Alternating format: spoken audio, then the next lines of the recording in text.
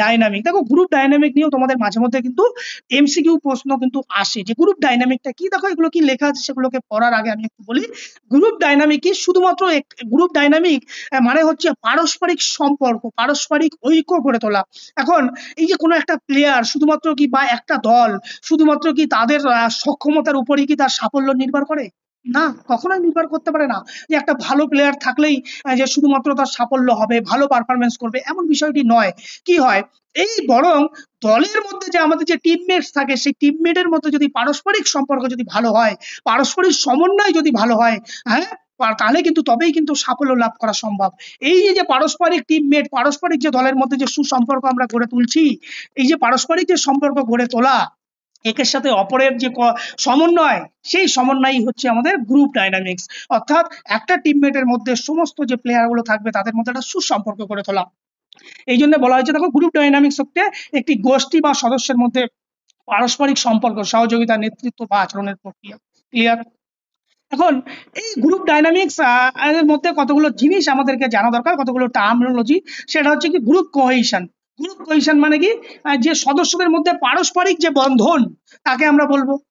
Communication মানে কি, দলের মধ্যে যে বিভিন্ন প্রকার তথ্য প্রত্যেকের সাথে প্রত্যেকের আদান প্রদান। লিডারশিপ কি বলবো, লিডারশিপ মানে কি কেউ একজন লিডার থাকবে, তাকে মেনে চলা, তার যে নির্দেশনা দেবে সেই নির্দেশ মতো চলা। রোল আর নর্মস মানে কি প্রত্যেকের নির্দিষ্ট ভূমিকা এবং আচরণগত যে নিয়ম আছে সেগুলোকে মানে মেনে চলা। কনফ্লিক্ট রিসলিউশন, কনফ্লিক্ট মানে কি এই যে দ্বন্দ্ব, আমাদের পারস্পরিক যে দ্বন্দ্ব, সেই দ্বন্দ্বের একটা গঠনমূলক মীমাংসা করা। আর মোটিভেশন, মোটিভেশন মানে কি, আচ্ছা আমরা সবাই জানো দলগত উন্নতি, যেটা হচ্ছে আমাদের আভ্যন্তরীণ বা বাহ্যিক, সেটা রক্ষা করা। টিম টিম মোরাল মানে কি দলের মধ্যে একটা সামগ্রিক যে একটা আবেগ, সেই আবেগকে ধরে রাখা বা আবেগকে কন্ট্রোল করা।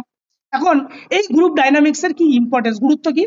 তো যেহেতু আমরা পারস্পরিক সম্পর্ক শুরুতেই বলেছিলাম যে একটা শুধুমাত্র একজন খেলোয়াড়ের দ্বারাই কিন্তু পারফরমেন্স ডেভেলপ করা সম্ভব নয় বা সাফল্য অর্জন করা সম্ভব নয়। সাফল্য কখন অর্জন করা সম্ভব, যখন প্রত্যেকটা টিমমেটের সাথে পারস্পরিক সুসম্পর্ক গড়ে তুলবে। তাহলে কি করছে, এই গ্রুপ ডাইনামিক যদি একটা দলের মধ্যে ভালো থাকে তাহলে কি হবে, এনহান্সমেন্ট টিম পারফরমেন্স, ইয়েস, দলগত পারফরমেন্সে উন্নতি করবে।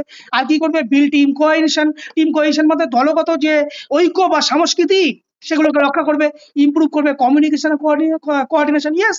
দলের মধ্যে সবার মধ্যে কি হয়, আর সবার সাথে একটা সবার মধ্যে একটা যোগাযোগ বজায় থাকবে এবং তার মধ্যে কি হবে, এবং একটা কোঅর্ডিনেশন অর্থাৎ সমন্বয় বৃদ্ধি করবে।